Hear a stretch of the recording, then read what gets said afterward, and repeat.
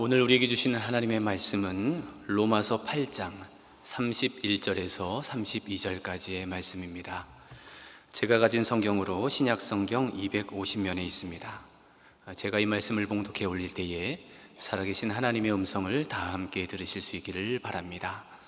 하나님의 말씀입니다. 그런즉 이 일에 대하여 우리가 무슨 말하리요? 만일 하나님이 우리를 위하시면 누가 우리를 대적하리요?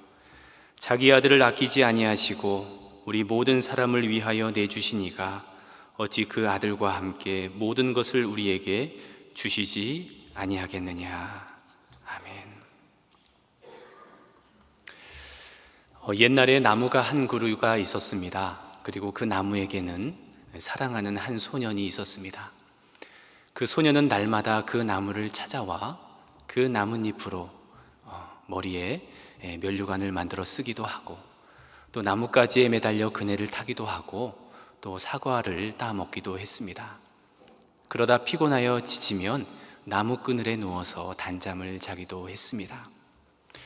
소년은 나무를 무척 사랑했고 나무는 행복했습니다. 그런데 시간이 흘렀습니다. 소년은 점점 자라났고 나무를 찾아오는 시간이 점점 줄어갔습니다. 그러던 어느 날 소년이 나무를 찾아와서 이렇게 말을 했습니다. 난 이제 나무에 올라가기에는 너무 커버렸어. 물건을 사고 싶은데 돈이 필요해. 그러자 나무가 말합니다. 내 사과를 따다가 도시에 가서 팔렴. 그러면 돈이 생길 것이고 너는 행복해질 거야. 이에 소년은 그 사과를 다 따고 가지고 가서 멀리 가버렸습니다. 그래도 나무는 행복했습니다. 오랜 세월이 지난 어느 날 소년이 다시 돌아왔습니다. 따뜻하게 지낼 집이 필요해. 나에게 집 한 채를 줄 수 있겠니? 그러자 나무가 말합니다. 내 가지들을 베어다가 집을 만들렴. 그러면 행복해질 거야. 그러자 소년은 나무의 가지들을 다 베어가지고 가서 이제 떠나버렸습니다. 그래도 나무는 행복했습니다. 또 오랜 세월이 흘러 소년이 돌아왔습니다. 그리고 나무에게 이렇게 말합니다. 배가 한 척 있으면 좋겠어. 멀리 떠나고 싶거든. 그러자 나무가 말합니다. 내 줄기를 베어다가 배를 만들렴.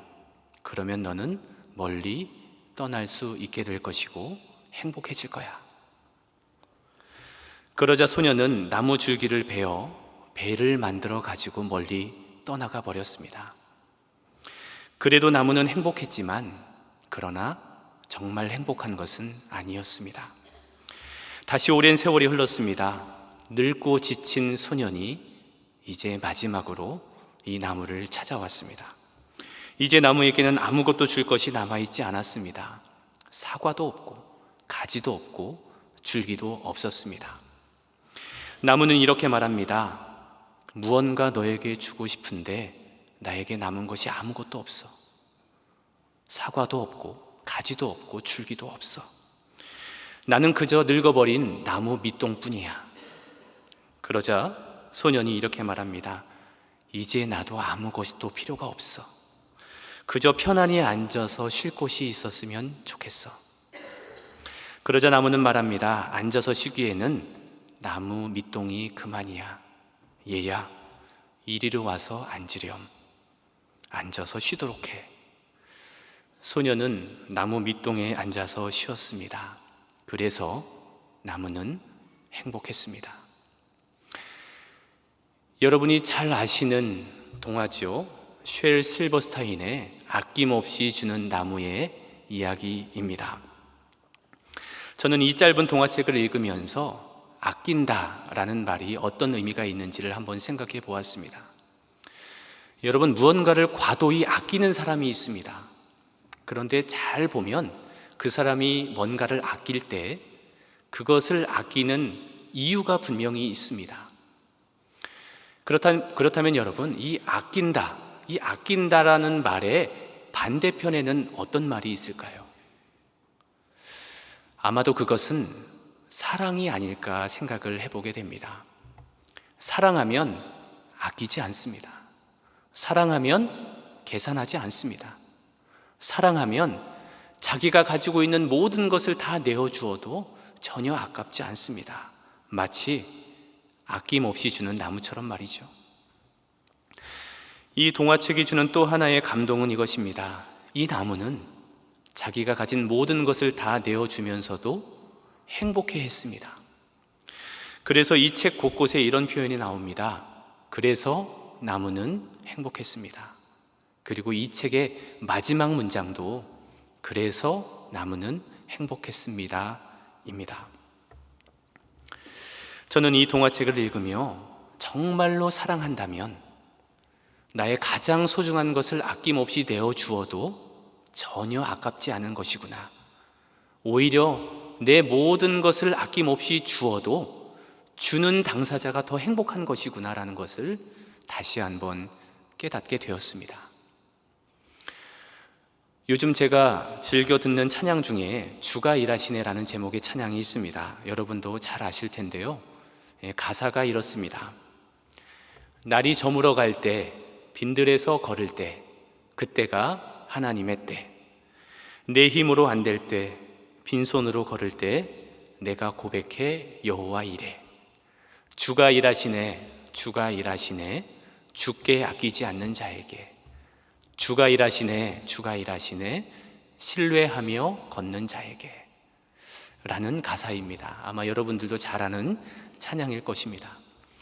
저도 이 찬양을 좋아해서 아주 자주 이 찬양을 듣는데, 아주 오랫동안 이 찬양을 들어왔는데, 최근에 이 찬양을 듣다가 전에는 무심코 지나갔던 한 구절의 가사가 제 마음 깊이 들어오는 그런 경험을 했습니다. 그 구절은 이것이었습니다. 주께 아끼지 않는 자에게. 주께 아끼지 않는 자에게. 이 문구가 제 머릿속을 떠나지 않았고, 계속해서 이 말씀, 이 문구를 묵상하면서 제 스스로에게 이런 질문을 계속 던져보게 되었습니다. 주께 아끼지 않는다는 것이 도대체 무슨 의미가 있을까? 주께 아끼지 않는 삶이란, 나에게 있어서 주께 아끼지 않는 삶이란 과연 어떤 삶일까를 생각해 보게 되었습니다. 제가 이 질문을 가지고 아주 오랫동안 묵상을 했는데, 여러분도 한번 이 질문에 한번 답해 보시기 바랍니다. 주님께 아끼지 않는 삶은 과연 어떤 삶일까요? 며칠 동안 이 질문을 제 스스로에게 던지며 계속 깊이 묵상하는 가운데 제 머릿속에 1차적으로 떠오른 생각은 시간이었습니다. 나의 시간. 하나님께 나의 시간을 아끼지 않고 드리는 것이 제일 먼저 떠올랐습니다. 하나님을 예배하는데 나의 시간을 드리고, 아침에 하나님의 말씀을 묵상하면서 나의 시간을 드리고, 기도하는데 내 시간을 드리고, 주님의 몸된 교회를 봉사할 때 내 시간을 드릴 때 아까워하지 않는 마음으로 드리는 것, 이것이 제가 1차적으로 생각해 본 제 나름대로의 답이었습니다. 그 다음에 떠오른 것은 재물이었습니다.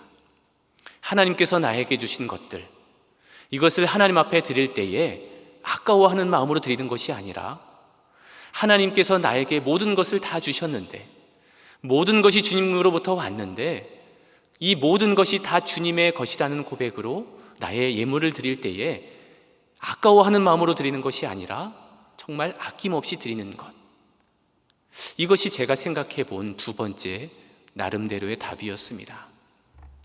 또 세 번째로 생각이 났던 것은 재능이었습니다. 달란트였습니다. 우리 각자에게는 하나님께서 그 사람 각자에게 주신 달란트들이 있습니다. 이 나의 달란트를 나의 유익을 위해서만 사용하는 것이 아니라 하나님의 영광을 위해서 사용하는 것, 주님의 몸된 교회를 위해 사용하는 것, 그때 아끼면서 사용하는 것이 아니라 아낌없이 드리는 것, 이것이 제가 생각해 본 세 번째의 주제였습니다. 그런데 여기서 멈추지 않고 제가 계속 기도하면서 깊은 묵상 가운데 하나님께 대화의 시간을 가졌습니다. 하나님, 시간과 재물과 달란트 말고 내가 주님께 아낌없이 드려야 할 것이 무엇이 있을까요? 하나님, 저에게 좀 가르쳐 주세요. 그렇게 깊이 묵상하던 중에 성령님께서 제 마음 가운데 깨닫게 해주신 것이 한 가지가 있었습니다. 시간과 물질과 나의 재능보다도 하나님께 드리기 더 어려운 것, 더 드리기를 아까워하는 것, 그것은 바로 내 인생의 주도권이었습니다. 여러분 한번 생각해 보시기 바랍니다. 우리가 헌금은 드릴 수 있습니다. 시간을 떼어서 드릴 수 있습니다. 재능이 있는 분들, 요즘 재능 기부도 하는데 하나님께 못 드릴 이유가 뭐가 있겠습니까? 그런데 정작 내 인생의 주도권만은 하나님께 드리기를 주저하는 사람들이 참 많이 있습니다. 내 진로를 어떻게 결정해야 할지, 내 사업의 방향을 어느 방향으로 결정해야 할지, 내가 무엇을 붙들고 살아가야 할지, 내 남은 인생을 어떻게 살아야 할지, 그 크고 작은 결정의 순간마다 우리는 내 인생의 운전대를 꼭 붙들고 절대 하나님께 내어주지 않고 내가 결정하려고 합니다. 물론 열심히 기도는 합니다. 하나님의 인도하심을 구하는 기도를 입술로는 하기는 합니다. 그러나 이미 자기가 답을 다 정해놓고, 하나님 제가 답을 여기로 내려놨습니다, 답을 이쪽으로 정해놨으니까 하나님 이쪽으로 도장을 찍어주세요, 사인해 주세요, 응답을 주세요. 그러므로 잘 생각해 보면 시간을 드리는 것보다, 물질을 드리는 것보다, 나의 재능을 드리는 것보다 훨씬 더 어려운 것은 내 인생의 주도권을 하나님께 온전히 맡겨드리는 것입니다. 그렇다면 내 인생의 주도권을 하나님께 맡겨드리는 것이 왜 그렇게 어려울까요? 결국은 두려움 때문입니다. 내 삶의 운전대를 하나님께 맡겨버리면 하나님께서 내가 가고 싶은 방향이 아닌 다른 방향으로 이끌어 가실까 봐, 그것이 불안한 것입니다. 그래서 다른 것은 다 하나님께 맡겨드려도 내 인생의 주도권만은 하나님께 맡겨드리지 않고 끝까지 내가 붙들려고 하는 모습이 혹시 나의 모습은 아닌지 한번 여러분 자신도 한번 생각해 보시기 바랍니다. 그렇다면 여러분, 우리가 어떻게 할 때 내 삶의 주도권까지도 하나님께 아낌없이 드릴 수 있을까? 그 답을 오늘 본문 32절이 우리에게 말씀해 주고 있습니다. 우리 32절 말씀을 다 함께 합독해 보겠습니다. 자기 아들을 아끼지 아니하시고 우리 모든 사람을 위하여 내주시니가 어찌 그 아들과 함께 모든 것을 우리에게 주시지 아니하겠느냐. 이 32절에 보면 자기 아들을 아끼지 아니하시고 라는 표현이 나옵니다. 자기 아들을 아끼지 아니하시고, 하나님은 자기 아들을 아끼지 아니하셨습니다. 누구를 위해서죠? 바로 그 옆에 나옵니다. 우리 모두를 위하여. 하나님께서는 우리 모두를 위하여 자기 아들을 아끼지 아니하셨습니다. 여러분, 이 말씀의 무게가 느껴지십니까? 우리는 하나님께 무엇을 드리기를 아까워하는데 하나님은 우리를 향해서 아까워하지 않으시고 자기의 아들을 내어주셨다는 것입니다. 당신의 독생자야 예수 그리스도를 아끼지 않으셨다는 것입니다. 바로 저와 여러분의 구원을 위해서 말입니다. 여기에서 나오는 아끼지 아니하시고 라는 표현은 창세기 22장에도 이미 나왔던 표현이기도 합니다. 여러분, 창세기 22장에 보면 하나님께서 아브라함에게 이런 명령을 하십니다. 내가 내 사랑하는 독자 이삭을 데리고 저 모리아 산으로 가서 번제로 드리라 라는 참 이해할 수 없는 명령을 하십니다. 여러분, 이 이삭이 어떤 아들이었죠? 아브라함이 100세에 낳은 아들입니다. 자기 생명보다 귀한 아들입니다. 그런 아들을 번제로 드리냐니, 그야말로 청천벽력과도 같은 그런 명령이었습니다. 그런데 아브라함은 어떡하죠? 이 이해할 수 없는 하나님의 명령에도 순종합니다. 그는 사흘길을 걸어서 저 모리아 산에 올라갑니다. 이제 이삭을 결박해서 그 제단에 올려놓고 칼을 하늘을 향해 높이 든 순간 갑자기 하나님의 사자가 다급한 소리로 이렇게 말을 하죠. 사자가 이르되 그 아이에게 내 손을 대지 말라. 그에게 아무 일도 하지 말라. 내가 내 아들 내 독자까지도 아끼지 아니하였으니 내가 이제야 내가 하나님을 경외하는 줄 아노라 라고 말씀을 합니다. 여기도 보면 아끼지 아니하였으니라는 표현이 나오죠. 구약을 헬라어로 번역한 70인역에 따르면 이 창세기 22장에 아끼지 아니하였으니라는 단어와 오늘 본문의 로마서 8장에 나오는 아끼지 아니하시고라는 단어가 같은 헬라어 단어입니다. 지금 로마서의 저자인 사도 바울은 의도적으로 창세기 22장의 모리아산 사건을 끌고 와서 지금 십자가의 비밀을 설명하고 있는 것입니다. 여러분, 이 두 산을 한번 비교해 보시기 바랍니다.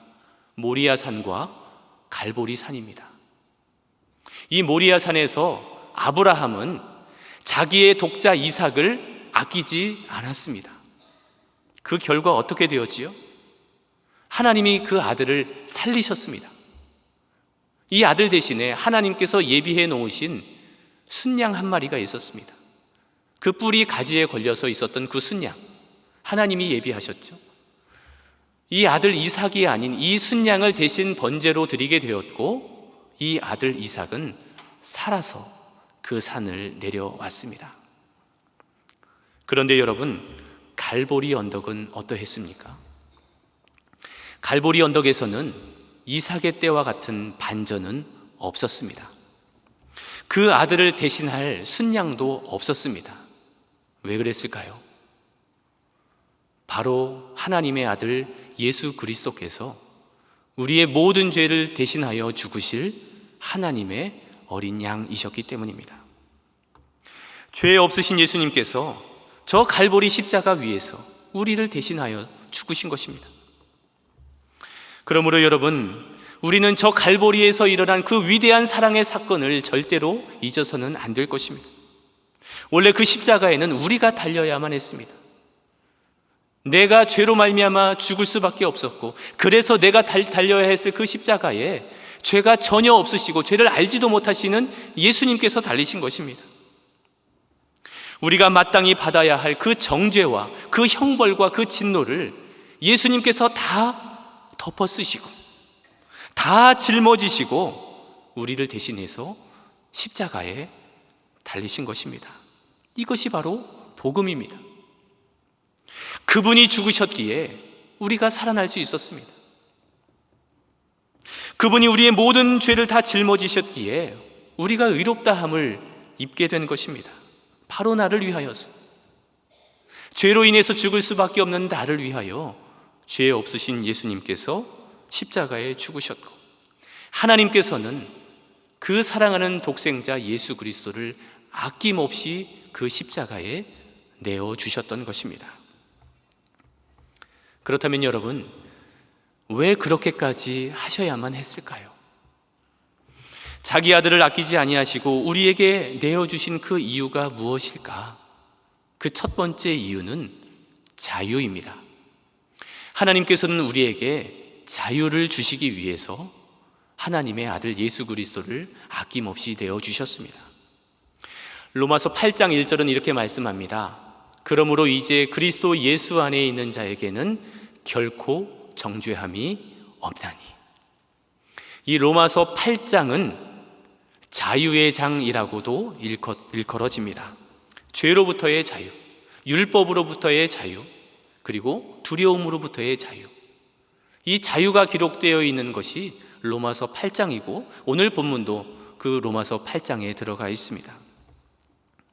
그러므로 하나님이 자기 아들을 아끼지 아니하시고 우리에게 내어주신 이유는 우리를 자유케 하기 위함이셨습니다. 여러분, 만약에 우리에게 자유가 없다면 우리가 행복할 수 있을까요? 우리가 행복한 이유는 우리에게 자유가 이미 주어졌기 때문에 그렇습니다. 여러분, 죄책감이 있는 사람은 결코 행복할 수가 없습니다. 그 마음속에 두려움이 있는 사람도 결코 행복할 수가 없습니다. 그래서 하나님은 우리의 영혼을 묶고 있었던 그 정죄와 그 두려움의 사슬을 끊어버리기로 작정하셨습니다. 바로 십자가 위에서. 우리에게 참된 자유와 행복을 주시기 위해서 하나님은 당신의 가장 사랑하는 아들을 아낌없이 내어주셨습니다. 두 번째 이유는 사랑입니다. 히브리서에 보면 십자가를 참으신 예수님의 마음이 이렇게 기록되어 있습니다. 믿음의 주요 또 온전하게 하시는 이인 예수를 바라보자. 그는 그 앞에 있는 기쁨을 위하여 십자가를 참으사 부끄러움을 개의치 아니하시더니 하나님 보좌 우편에 앉으셨느니라. 이 본문에 보면 예수님께서 십자가의 모진 수치와 고통을 이겨내신 원동력이 나오는데, 아까 읽은 본문에 보면 그 앞에 있는 기쁨이라는 단어가 나옵니다. 그 앞에 있는 기쁨을 위하여 십자가를 참으셨다. 예수님이 십자가에 달려 계실 때 그 앞에 있는 어떤 기쁨을 보시면서 십자가를 참아내셨다는 거예요. 그렇다면 그 앞에 있는 기쁨은 무엇일까? 그 기쁨은 바로 저와 여러분들입니다. 예수님께서 십자가를 참으신 그 힘은 바로 저와 여러분 때문이라는 것입니다. 죄와 사망에서 구원받아 다시 하나님의 자녀가 되어서 다시 하나님의 품으로 돌아올 우리, 그래서 하나님의 은혜 안에서 행복한 삶을 살아가게 될 우리를 바라보시면서 예수님께서는 그 십자가의 모진 수치와 고난을 견뎌내셨던 것입니다. 그러므로 하나님께서 자기 아들을 아낌없이 내어주신 이유도, 그리고 예수님께서 십자가를 참으신 이유도 그만큼 우리를 사랑하시기 때문입니다. 우리를 사랑하시기 때문에 하나님은 그의 아들을 아낌없이 내어주셨고, 우리를 사랑하시기 때문에 예수님은 그 십자가를 참아내신 것입니다. 하나님은 우리가 상상하는 것 이상으로 우리를 사랑하십니다. 그리고 우리가 하나님 보시기에는 우리가 정말로 너무나 소중하고 존귀한 존재라는 것입니다. 그렇다면 이렇게 위대한 하나님의 사랑을 받은 우리들, 이제 어떻게 살아가야 할까? 하나님께서 우리에게 아낌없이 주셨으니 이제 우리도 하나님께 아낌없이 드리며 살아야 하지 않을까? 우리가 하나님의 기쁨이었다면 이제 우리도 세상의 것들을 기쁨으로 삼는 것이 아니라 우리도 하나님을 기쁨으로 삼고 살아가야 하지 않을까요? 그리고 무엇보다도 아직도 내 손에 꼭 쥐고 있는 그 내 인생의 주도권까지도 하나님께 아낌없이 내어드릴 수 있어야 하지 않을까요? 성경에 보면 하나님의 사랑 앞에서 자기가 가지고 있는 모든 것을 아낌없이 드렸던 사람들의 이야기들이 기록되어 있습니다. 먼저 향유 옥합을 깨뜨린 마리아가 있지요. 예수님께서 십자가에 달리시기 며칠 전 이 마리아는 향유 옥합을 들고 가지고 와서 그 예수님의 발에 붓습니다. 여러분, 이 향유 옥합의 값어치가 300데나리온이었습니다. 노동자의 1년 품삯에 해당하는 아주 값비싼 것이었습니다. 그러나 그녀는 조금도 아까워하지 않고 이 향유를 예수님께 부었습니다. 마리아는 주님께 아낌없는 삶을 살았습니다. 오병이어의 소년도 마찬가지죠. 날이 저물어 갈 때 빈들에서 5천이 넘는 사람들이 기진하여 있을 때 이 소년에게는 보리떡 5개와 물고기 2마리가 있었습니다. 비록 작은 양이었지만 이 소년은 자신이 가지고 있는 것을 아까워하지 않고 예수님께 드렸습니다. 그 작은 헌신이 5,000명이 먹고도 12바구니가 남는 그런 놀라운 기적의 통로가 되었습니다. 2렙돈을 드린 과부도 있지요. 부자들은 많이 넣었지만 그 과부는 2렙돈밖에 넣지 못했습니다. 사실 2렙돈의 가치는 그야말로 보잘것없는 액수였습니다. 그러나 예수님은 이 과부가 다른 모든 사람보다 많이 넣었다라고 말씀을 하십니다. 왜냐하면 이 2렙돈이 그 여인에게는 생활비 전부였기 때문입니다. 이 여인은 자신의 삶 전부를 아낌없이 주님께 드렸던 사람이었습니다. 사도 바울은 자신의 생명조차 귀하지 않게 여기고 하나님께 드렸던 사람입니다. 그는 사도행전 20장 24절에서 이렇게 고백합니다. 내가 달려갈 길과 주 예수께 받은 사명 곧 하나님의 은혜의 복음을 증언하는 일을 마치려 하면은 나의 생명조차 조금도 귀한 것으로 여기지 아니하노라. 복음을 위해서라면, 저 한 생명이라도 구원하고자 한다면 자신의 생명조차도 조금도 아끼지 않았던 사람, 그 사람이 바로 오늘 본문을 기록한 사도 바울입니다. 여러분, 이 사람들의 공통점이 뭘까요? 하나님께 아낌없이 드렸던 사람들의 공통점. 이 사람들은 먼저 하나님의 아낌없는 사랑을 먼저 깊이 받았던 사람들입니다. 깊이 받았기에 그 깊이 받았던 그 사랑을 아낌없이 내어줄 수 있었던 것입니다. 그렇다면 우리는 어떻게 해야 할까요? 우리가 예수님의 그 놀라운 사랑, 그 큰 사랑을 받았다면, 이미 받았다면 우리도 주님께 아낌없이 드리는 삶을 살아야 하지 않을까요? 사랑하는 여러분, 이제 처음의 질문으로 다시 돌아가 보고자 합니다. 주께 아끼지 않는 삶이란 무엇일까요? 아마도 우리 각자가 아끼는 것이 다 다를 것입니다. 이 사람이 아끼는 것이 다르고 저 사람이 아끼는 것이 다르고 내가 아끼는 것도 다르고 내 옆에 있는 사람이 아끼는 건 분명히 다를 것입니다. 그러기에 이 질문에 대한 답도 각자 다를 것입니다. 그래서 이 시간 잠시 한번 눈을 감고 오늘 이 말씀을 한번 생각해 보고자 합니다. 그리고 주님의 세미한 음성에 귀 기울여 보시기 바랍니다. 주님께서는 나를 위하여 자기 아들을 아끼지 않으셨는데 나는 주님께 무언가를 아끼고 있지는 않은지, 내가 내 손에 꼭 쥐고 있는 것, 좀처럼 주님 앞에 내려놓지 못하는 것이 무엇인지 한번 조용히 생각해 보시기 바랍니다.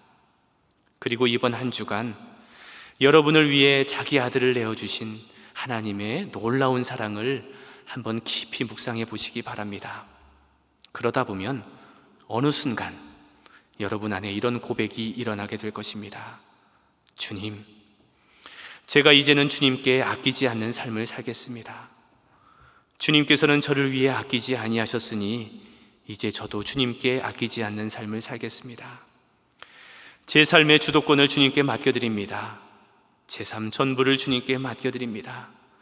삶의 모든 자리에서 주님을 기억하며 살아가겠습니다. 주님을 신뢰하며 나아가오니 주님, 저의 인생을 가장 좋은 길로 인도하여 주시옵소서. 이 고백이 있는 자리에서 주님은 친히 일하기 시작하실 것입니다. 여러분 한 사람 한 사람의 삶에 이 놀라운 은혜가 임하기를 간절히 축원합니다. 함께 기도하겠습니다. 사랑의 하나님 아버지, 우리를 위해 자기 아들조차 아끼지 아니하신 그 크신 하나님의 사랑에 감사를 드립니다. 그러나 저희들은 하나님께 인색했고 내가 가진 것을 아까워하며 살았습니다. 시간도 아끼고 재물도 아끼고 달란트도 아끼고 무엇보다 내 인생의 주도권을 아끼며 손에 꼭 쥐고 있었습니다. 주님, 이 시간 우리의 마음을 주님께로 향합니다. 주님께서 우리를 위해 아끼지 아니하셨으니 이제 우리도 주님께 아끼지 않는 삶을 살아가게 하여 주시옵소서. 내가 손에 꼭 쥐고 있던 그것을 주님께 맡겨드리며 주님께서 나의 인생을 가장 좋은 길로 인도하여 주실 것을 믿으며 주님께서 주시는 참된 자유와 행복을 누리며 살아가게 하여 주시옵소서. 이 모든 말씀 존귀하신 예수님의 이름으로 기도하옵나이다. 아멘.